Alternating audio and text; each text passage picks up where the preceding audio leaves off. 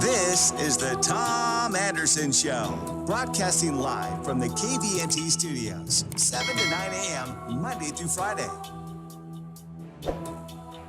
So we may very well have a new president in Joe Biden and a Vice President Kamala Harris. And as they move forward and transition and get sworn in, one of the things they expeditiously could and very well will do is execute executive orders that override or completely hobble or change what the current president, Donald J. Trump, has done. And I think for the betterment of the United States and the globe. Things like the Iranian deal and getting out of that, or the Paris Climate Accord and Treaty, or steps with North Korea, whether or not we trust Kim Jong-un or not. There's been some extended hands to try to work with these somewhat hostile governments.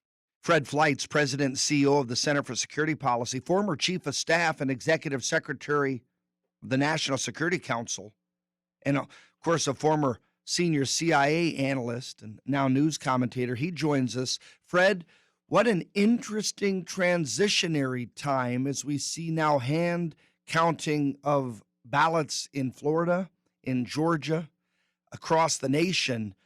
Tough times for America. I hope we can get back on track. How are you? I'm doing great, Tom. It's great to be on. And you know, I think I need to reiterate something that I know you've been telling your audience. The president has every right to use legal remedies and recounts to make sure that the American people's right to a free and fair election was honored. We know that the Democrats have hired thousands of lawyers. They were going to do exactly the same thing. And given the campaign we've seen to destroy Donald Trump in 2016, as he ran for president throughout his presidency, I think he's perfectly within his rights to say, look, I'm going to fight till the last battle to make sure that this was fair. And these calls by the Democrats, we all have to unite and sing Kumbaya and pretend everything is normal. It's just such nonsense because, as I said before, this is exactly what they would have done if Biden was behind. Dan Sullivan, U.S. Senator in the great state of Alaska here, has won, and Tom Tillis has also won. Georgia will be the states that everyone's watching. And we just played a clip from U.S. Senator Kennedy from Louisiana. It's a big deal, and we're going to see those special elections in January of next year. And I think we'll at least get one of those on the Republican side, and the U.S. Senate will be a Republican barely majority. How do you see the transition going once there's an acquiescence and let's just assume Trump loses? Do you see it going smoothly? And is there a way that you can be involved to help as someone that's rationally based and a thinker and someone respected from both sides? Well, I'm already talking to people in the Trump orbit. Actually, that's why I was late for your interview. And we all want this to go well no matter what happens. We have to have peaceful transfer of power, and there will be one. The president, is, as I said, is exercising his rights to make sure the election was free and fair, and that's something that look. Obviously, this is a hard one for him to accept, but after the way the Democrats treated him, the fact that they never accepted his election, it's not a surprise. He's very reluctant to accept this outcome before his legal rights to assure it was free and fair are honored. I think it's going to be bumpy because of the controversy about the election, but I think we have to see how the Biden team is going to deal with it. We've seen a very arrogant approach by the Biden people so far. Tom, we have Democrats who want to make lists of former Trump administration officials to make sure they don't get jobs. That doesn't sound like a pledge for unity to me. And we've seen other things. You know, 70 million people, over 70 million, voted for Donald Trump. And basically, it seems that the Democrats want to write these people off as oafs and bigots. And no, they're their fellow Americans. And it's time to stop demeaning people who don't share your political point of view and try to move along together. So far, I've heard some empty words by Biden on that point, but his people don't seem to be following up.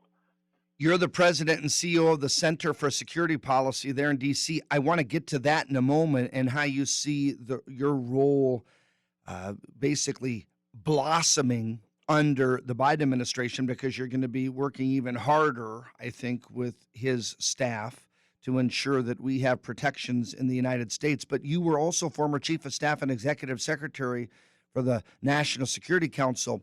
We're going to see, I presume, a complete overhaul so people understand how it works. You've seen and been through many administrations on all sides and in the CIA.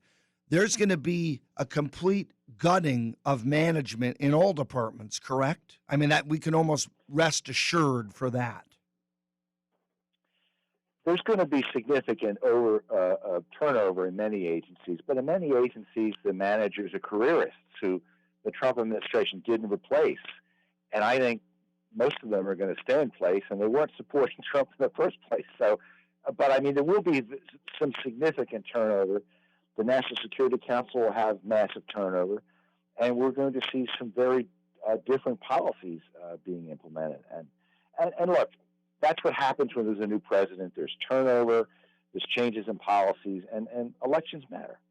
CIA, FBI, DEA, any of those, we don't know, right? I mean, you don't have intel on will the CIA director stay or go. I think this will develop over the next couple months, I presume.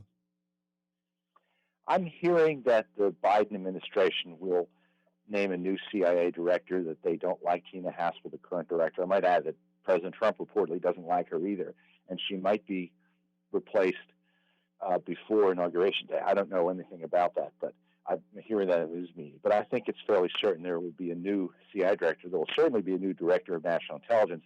I understand Adam Schiff wants that job, and I'm not sure that a Republican Senate would confirm him in it. So it could get interesting. Center for Security Policy, so people understand what that organization is, you and Frank Gaffney and team, and how do you foresee your role in 2021 and beyond? Will you be an advisor, or how will you facilitate good security policy that benefits the United States? But first, what is the organization so people get it?